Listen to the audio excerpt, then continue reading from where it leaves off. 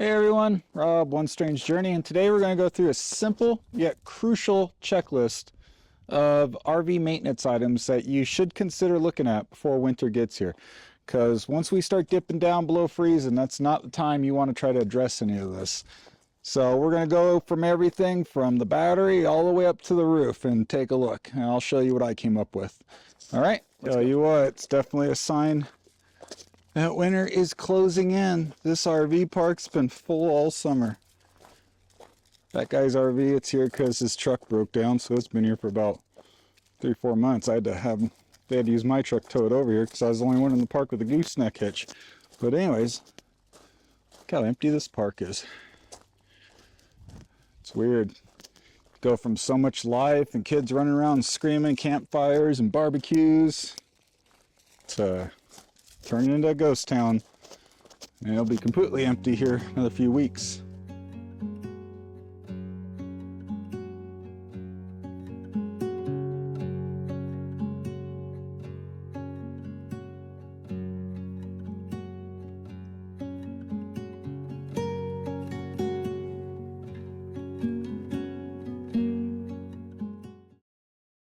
So let's start with the battery. It's not the most crucial piece on an RV, but it does come in handy, especially if you do lose electricity. It does run some of your emergency lights. It can run your fridge. It runs different things on different RVs. Oh boy. Well, there's my battery somewhere under that mess, so sit tight for a second.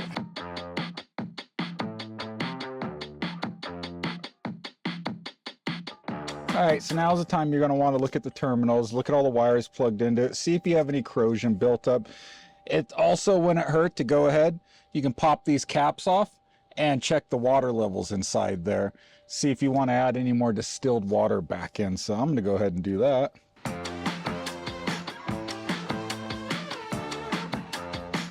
As you can see there, my water levels are looking just fine.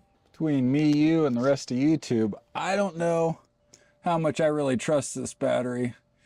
It's an old one. It's a deep cycle battery, but looking for a date on it. I mean, it doesn't look in bad shape, but it really is the old school ones. You want to do a lithium battery. Now, something else to think about, if you're up far enough up north, you might want to get a battery heater around this puppy, because when these things get too low, they'll stop working, especially when they're not lithium batteries. So they do have battery heaters. I put one on my truck, I put two on my truck actually. There's ones that go around the sides of the battery heater and also ones that go around the bottom. Basically, you just want to check the general condition of your battery, make sure everything's nice and tight, make sure there's no crazy corrosion built up, and maybe check your water levels, because you want to use distilled water to fill it back up, top it back off. Now, they also have a tool I don't have that could tell you how many cold cranking amps is left and all that fun stuff. I'll put a link to one in the Amazon. I think I'm going to go ahead and order one, so look for a follow-up video on how to use that puppy. But we're starting out here today with the battery. The next item on our checklist that we're going to check is we want to check the propane tanks.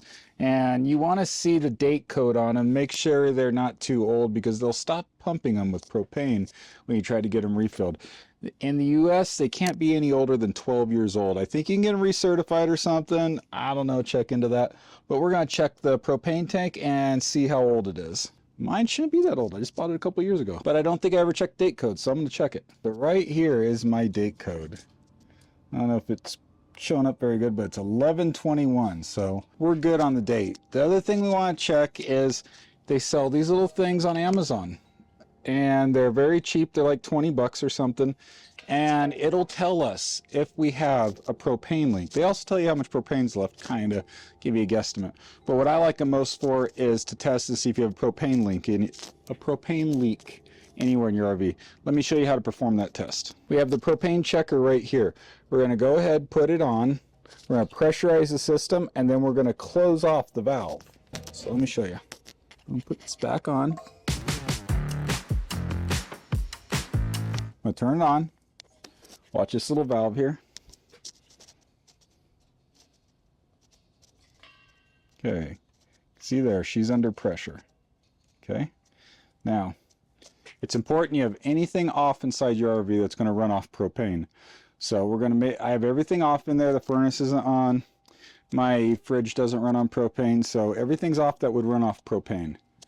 I'm going to go ahead now and I'm going to close this valve. See what I'm doing here? Because I closed that valve. Now, if there's a leak anywhere in the system, this is going to go back down because it's going to have nowhere else to go. So we'll give it about 15 minutes, come back and check on it, okay?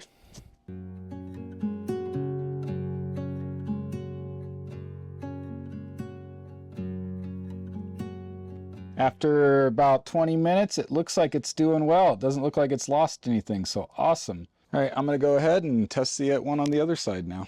All right, so that propane checked out too, so we're good to go on that. That's a big relief.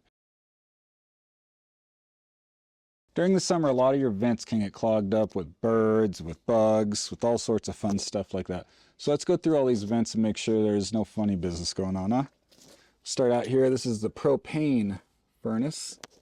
And looking in there, we're all good. Here's our water heater. Let's take a look in here. Okay. Doesn't appear to be nothing growing in down there, so I think we're good. All right, there's my dryer vent, and it is full of something. I shoved a shirt up in there a long time ago because I don't have a dryer, so it was just letting warm air out. Right here, this vent here would be your refrigerator vent. I don't got much going on in there because I got an electric fridge. Let's take a look. Here's a wintertime hack. If you don't have anything going on there, just throw a piece of styrofoam in there. I'd say we're all good here. Don't see any issues in here. It's not airtight, but it's better than nothing. Slightly. It's kind of funny. I'm not sure what that's a vent for, but I can see I put a piece of styrofoam up in it. It must have been another refrigerator vent. So we're all good on the vents. Like I said, we just want to make sure there ain't no wasp nests in it, bird nests in them. Nothing like that to cause a fire. All right, next thing on our list to do is we need to address the water system. First off, these little inline filters should be replaced about every 6 months. So we're going to go ahead and we're going to replace this guy and put a new one on there. And then also, my RV has one. I have an internal water filter also. If you have other kinds of filters, go ahead. Be a good time to change them right before winter gets here. And it's been a long, hot summer. If you have a holding tank, especially if you haven't used it much, stuff can grow in there, you know. You can get the algae growing, you can get the bacteria growing. You got to clean that out. There's a couple ways to do that. The ratio you want to use of bleach, if you want to use bleach, is I think 2.5 ounces for every 20 gallons. So you'd want to empty out all the water you have in there first. You'd want to empty out, like I got a drain right here for the bottom. You'd want to empty that all the way out. Then go ahead, put your bleach inside there and fill that tank all the way up. Let it sit for a day or two and then drain it out. Fill it up again with some fresh water. Drain it out one more time. Get it all up out of there. Now is definitely a good time because when winter hits, even if you're at an RV park, sometimes pipes break in the park. They'll tell you to fill your tanks up, run off your tanks. It happened to me last year. And you don't have to be worried about if your tanks are clean enough. Definitely go ahead, sanitize out your water system. And if you don't want to use bleach, there is some stuff that you can sanitize with on Amazon. I'll put a link in the bottom description. You can also use that. But I'm a little cheap, so I usually just use bleach and find it works just fine. The next thing to go ahead and do, and it seems like it's something little you wouldn't have to mess with, but if you're going to be in below freezing temperatures, trust me, it happened to me last year, you're going to want to go ahead and hit up all your door latches with a dry lube. There's certain kinds of lubes out there that won't freeze. I'm going to go ahead and do some research. I'll put them in the link down below also. And I'm going to go ahead and order me one because we literally woke up one morning and our latch was froze shut. I have a video on it and everything. Had to put the heater on it for about an hour to thaw her out. So we're not going to have that issue this year. We're going to go ahead and see if we can get some kind of a lube in there to stop that. All right. Also, make sure you do it on all these latches. I've had these latches freeze up on me before. I had this guy freeze up on me when I was trying to do the propane tanks, and my goodness, that was a dilemma. I literally have broken latch over on that side from frozen latches. So all the latches, dry lube them up, use something good. You don't want that issue. There's nothing worse than below freezing, below zero, 20 below, you're trying to get in there and you can't because it's frozen. It's not cool. This is much easier. Okay, next on the list to address is the windows. If you're anything like me, you've probably just been hosing them off all summer long with the garden hose. Or maybe it's just me that does that. I don't know. So your wife's going to really appreciate you go around, clean all your windows, make it all nice so you can see out again. Do the inside, do the outside. You can pull your screens off, wash those off too, take them outside, hose them off, and make that all clean. But that's not even the biggest concern. The biggest concern is the seals. We want to go around and make sure the seals on all these windows, let's see if I can get you in there. Make sure the seals on all these windows don't have any big cracks or aren't falling apart anywhere, because when you shut those windows in the winter, if you have cracked seals, it'll be a good lot, you'll lose a lot of heat out there. So we want to go around and make sure that there's no cracked seals, replace any of the ones that are. It's easy to find the seals on Amazon or at your hardware store. So you're going to replace any worn out or cracked seals. And then we're going to want to condition the ones that there is. There's a lube you can get on Amazon that conditions them, and it'll help make them last a lot longer and clean them. Make sure there's no little freaking, you know, spider webs in there. Make sure there's no ants, and make sure there's no funny business that's going to stop you from being able to put that window all the way down and seal it. You know what I mean? So we want to check all these seals, clean them, replace any broke or crusty ones, and clean the windows for the wife. She'll be a happy woman. Maybe. If she anything like mine, probably won't make much of a difference. Another valuable step we're going to take is we're going to inspect the furnace system as best you can. You can't really, without doing some major surgery, take them apart and inspect them, but we can look around them, make sure all the hoses are hooked up. We'll go check the vents on the inside. See? All right, close your eyes for a second. Here's my system here. Now, I did just check it the other day. We're all good. You just want to check your vent hoses, make sure they're okay, make sure nothing's leaning up against it. I got some major cleaning, so don't judge me. Make sure no wires have fallen against it. No funny business over the summer has happened to it. Usually there's a door right here. I'm doing surgery for my next modification, so pay no attention. But you want to just check this, make sure everything looks good in here, nothing's leaning up against it because it will melt. Very important. Next step is let's go inside and we'll check the vents. Okay, we're inside my humble abode, or fifth wheel. Now, here's what your vents look like in the floor. I'm sure you're familiar with them. They're a pain in the butt. They get stuff down in them over the summer, over the winter, all the time. So what I've done, it's kind of janky, it's a little rednecky, but it works. I take the bolts out. Then you can just pop this guy out. Real easy. Get right in there and vacuum all that stuff out. I know, this happens when you got dogs and kids. So clean these vents out and make sure your vents are open. See, this one's all closed up. So you want to make sure those puppies are nice and wide open, because this little piece here gets messed with and stuff during the summer. People walk on it, they kick it. It's just a crappy location for them, and they get shut. So go through all your vents. If you want to do that, take the bolts out so you can get in nice and quick with vacuums. Works great. Although saying that, it looks like I haven't done mine in 6 months. Anyways.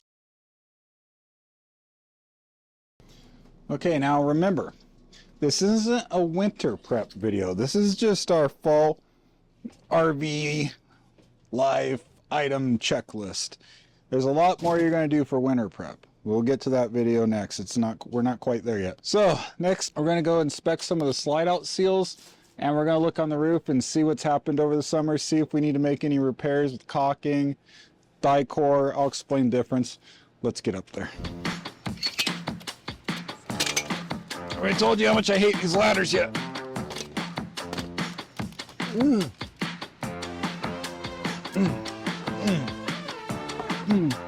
Yes, you hear that correctly. It's like 35 degrees this morning, and I'm running my AC already because it's 80. Okay, so here's your slide outs. Oh, geez. Look at that. Slide out seals. All right, we got dilemmas. Let's go look. Be careful walking up here with what kind of shoes you have on. I usually come up barefoot because the membrane up here can be very delicate. But yeah, there's my slide seal. It's completely gone on this side. That side looks pretty good. So good thing we came up here. But the more important part, I mean, that's important, but we want to also check the seals. Check the rear seals.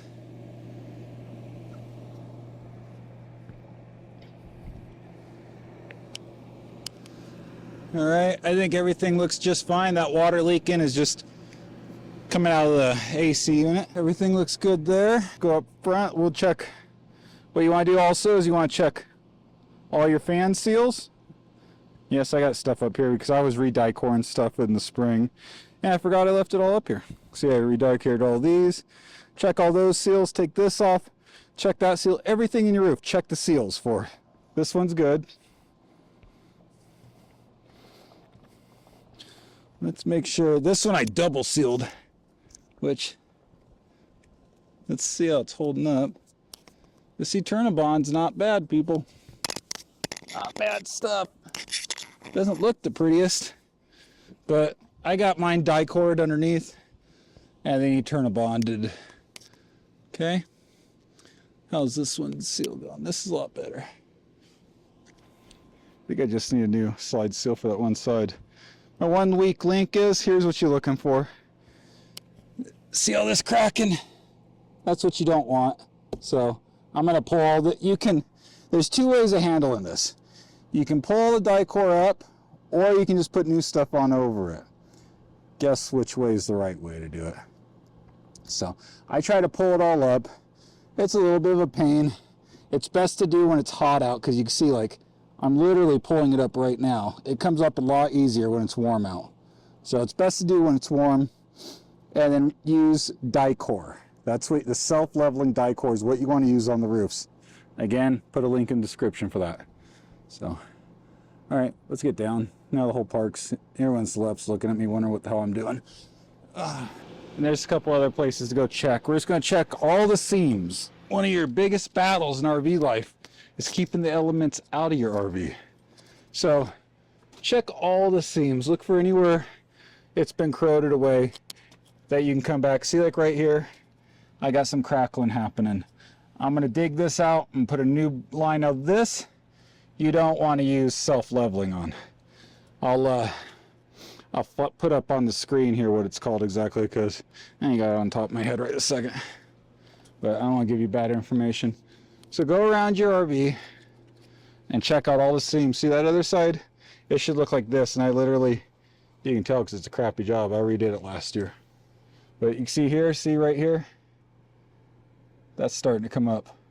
So you want to dig that out. Just check. I can see up towards the top there. Starting to crackle up there too. So let's go all around the RV. Look for anywhere that there's a seam that you can redo, because rainy season's coming. See, like I got an issue right here. Look at this. This is pulling away. I don't think it's crucial. I think all these do is hide screws or something anyways, but I'm going to address that. And this front cone right here, this is a major one to check here on the fifth wheels too. Check that on both sides and just come around here and check. Just all the seams, come check them. We don't want water getting in anywhere. It will just cause issues. It'll delaminate your outsides. It'll cause dry rot. It'll cause mold. Very crucial. Take your time, go around the RV, recaulk anything you possibly can. All right, so that's a list of the things that I do. Everybody's list is going to be a little different. Everyone has a little bit different applications on what type of RVs they have and what applies and what don't apply. So I definitely advise watching multiple videos and jotting down the items that would apply to you. I've accumulated my list over the last couple of years, and these were the main ones to touch on. These are like into summer, beginning of fall items to go through, get caught up, because we're going to start getting some weather, might start getting some snow.